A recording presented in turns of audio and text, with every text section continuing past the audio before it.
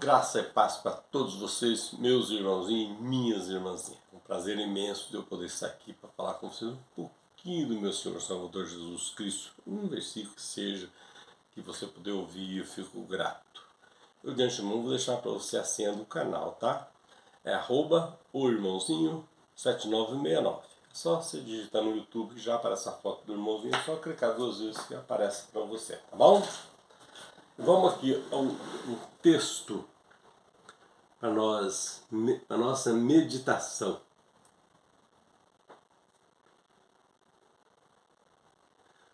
Vamos ler um texto aqui agora.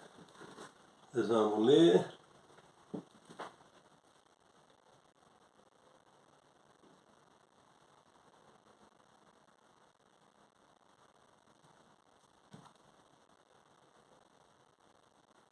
Vós sois santuário de Deus. Está no livro 3 de 1 Coríntios, o versículo 16. Ele diz assim: Não sabeis vós que sois santuário de Deus e que o Espírito de Deus habita em vós? Eita, e quantas pessoas que não sabem disso, hein, meus irmãozinhos?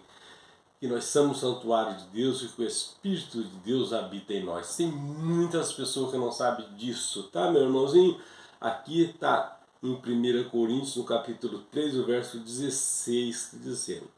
Aqui, em 1 Coríntios também, e o versículo 17. Ele diz a mesma coisa quase, tá? O versículo 17 diz assim: se alguém destruir o santuário de Deus, Deus o destruirá. Por quê?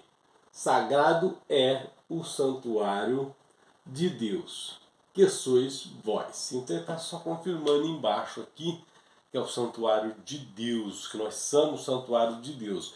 E muitas vezes nós não damos nem um pouquinho por esse benefício que Deus nos deu. Nós somos o santuário de Deus porque lá em 1 João, ele falou, eu vou preparar-vos lugar. E se eu vos preparar lugar, eu voltarei e levarei vocês para onde eu estiver, estejais vós também. É isso que está escrito lá em 1 João.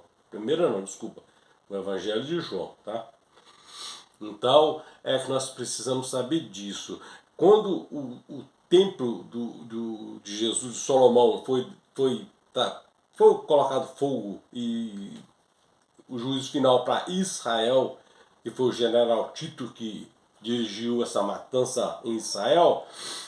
Então, isso foi o que aconteceu. Quando Deus saiu dali, que era o santuário dele, a igreja que Salomão fez para ele veio habitar em nossos corações, tá? Quando ele ressurgiu, quando ele ressuscitou pela segunda vez, que está escrito lá em Mateus 26, 29 a 36, 35, está dito a segunda vinda dele. Ali ele falou com o profeta Joel que naquele dia eu derramarei o meu espírito em toda a carne. E foi isso que aconteceu, foi no ano 70. Assim que terminou a matança de Israel, que foi em Jerusalém, Judéia, né, que era a cidade forte. Assim que terminou a matança, então Jesus disse essa palavra para o profeta Joel, que eu derramarei o meu espírito naquele grandioso dia. O grandioso dia era o dia do juízo final. E lá em Paulo ele confirmou o restante, tá? Eu derramarei o meu amor através do Espírito Santo que lhe foi dado. Então, quer dizer, nós já temos o Espírito Santo de Deus. Aqui, Deus está dizendo aqui que nós somos o templo e morada do Espírito Santo de Deus. Nós precisamos cuidar desse templo, que é nosso corpo.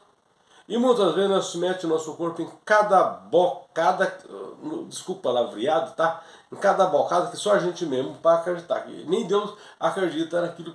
Como que assim, meu servo, o meu Espírito Santo está fazendo isso aí? Eu estou dizendo, é Jesus falando, tá?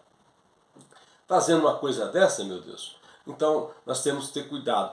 Fazer coisas erradas, tudo que for de errado que a gente for fazer, a gente tem que tomar cuidado porque o Espírito Santo está presente. Você está negociando alguma coisa? Você pode talvez estar negociando o seu próprio corpo, que é o corpo do Espírito Santo, a morada do Espírito Santo de Deus. Então nós não podemos fazer isso. Prostituir, nem pensar, nem pensar. Porque você está prostituindo com o Espírito Santo. Imagina só o que você está fazendo na sua própria vida, daquilo que te foi dado de graça, aquilo que foi dado para nós viver. E nós estamos colocando ele em condições precaríssimas, né? Que é você colocar Deus numa situação tão difícil quanto essa. Então, meus irmãozinhos, eu gostaria desses 2 versículos aqui, ficasse gravado no coração de vocês.